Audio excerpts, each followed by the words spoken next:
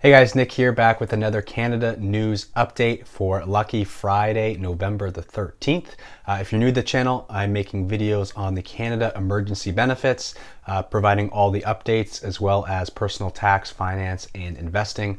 So I will be creating videos as new news comes about. So if you're interested in following along and getting up to the date news regarding Canada benefits, please hit that subscribe button. And if you get value out of this video, please hit that thumbs up. I would appreciate that a lot.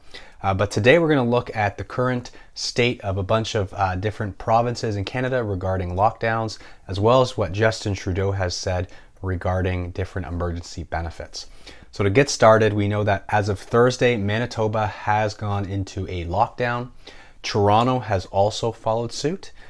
But as Ontario as a whole, they are having these models showing that we might hit 6,500 new cases by December if further action isn't taken. So doctors are saying that in Ontario, another lockdown is imminent. So we'll see what happens there.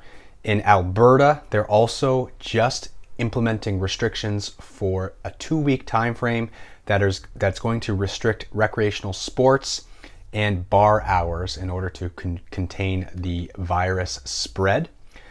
Out in Saskatchewan, over 300 doctors have come together and created this letter saying that basically Saskatchewans need to basically get their act together and do more to fight the virus. So we'll see what happens as a result of that. In Quebec, the Premier of Quebec says schools might close this winter as another extended kind of winter holiday in order to fight the spread. And out east, things still seem to be fine. In the US, our neighbors to the south, cases and deaths continue to rise in almost every state. And the President-elect Joe Biden has come out and said that if he does come into power, he will likely put the entire country into another lockdown. So who knows if that's going to happen or what that might look like.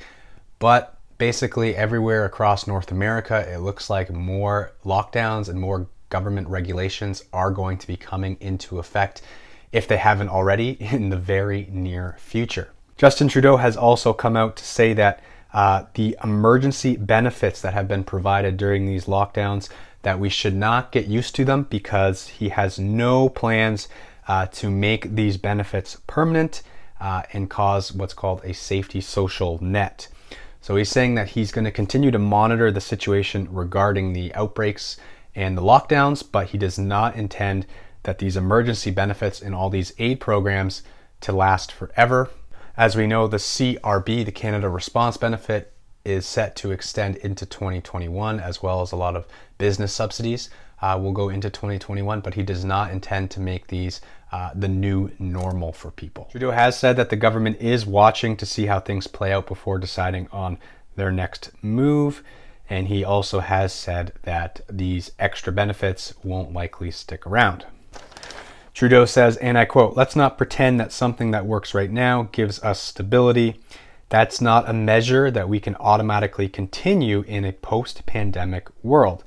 I think there are really important reflections to have on how we can provide income supports and how we can make sure that everyone is given opportunities." Now, the Canada Emergency Response Benefit, the CERB, has paid out over $81 billion to about 8.9 million Canadians between March and October. And since then, obviously, with the new emergency response benefits that have been put in place, the 3 new benefits, there has been nearly $2.3 billion that have been paid out through those benefits.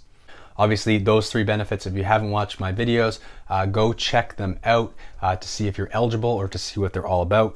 But they are, expected to last for another year and into the summertime. At the same time, right now, there has been a slowing number of employment insurance claims, which means that these benefits might actually fall short to what they are estimating in what they'll have to pay out to Canadians, which is a good thing.